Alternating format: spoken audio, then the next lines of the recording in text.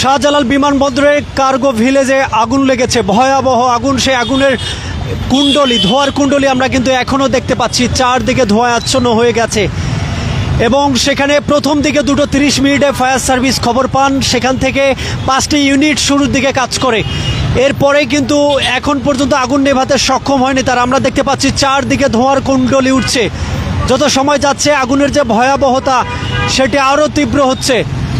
তবে বিশেষ করে আমরা শুরুর দিকে দেখেছি যে ফায়ার সার্ভিস 2:30 জানার পর সেখানে বেশ কিছু ইউনিট এসে কাজ করছে, তখন তারা সামাল দিতে পারেনি। পরবর্তীতে কিন্তু আরও বেশ কিছু ইউনিট অতিরিক্তভাবে মোতায়েন করা হয়। আমরা এখন দেখছি যে এয়ারপোর্ট এলাকায় চারদিক থেকে ধোঁয়ায় ছেয়ে গেছে এবং এখনও কিন্তু ধোঁয়ার কুণ্ডলি উঠছে আমরা দেখতে পাচ্ছি।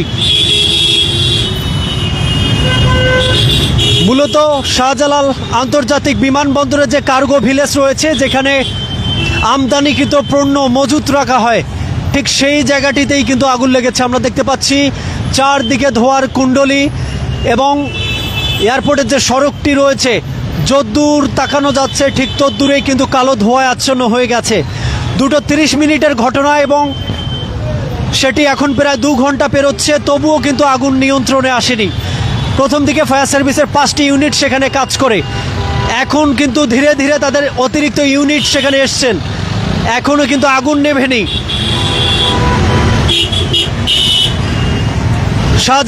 শাহজালাল আন্তর্জাতিক বিমানবন্দরের এই আগুন লাগাকে কেন্দ্র করে ইতোমধ্যেই কিন্তু বিমান উঠানামা বন্ধ করে দিয়েছে কর্তৃপক্ষ।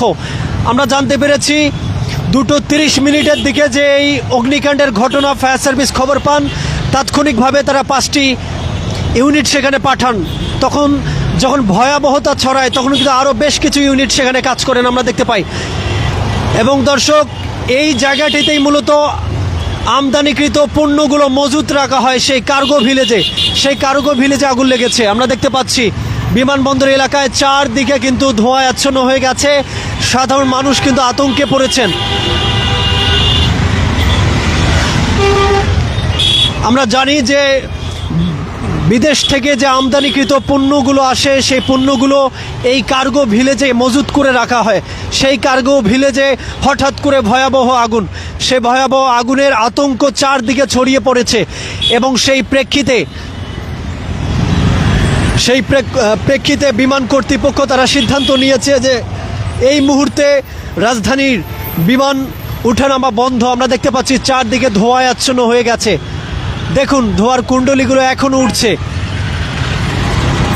এবং বিমানবন্দরে এই মুহূর্তে আমরা তৃতীয়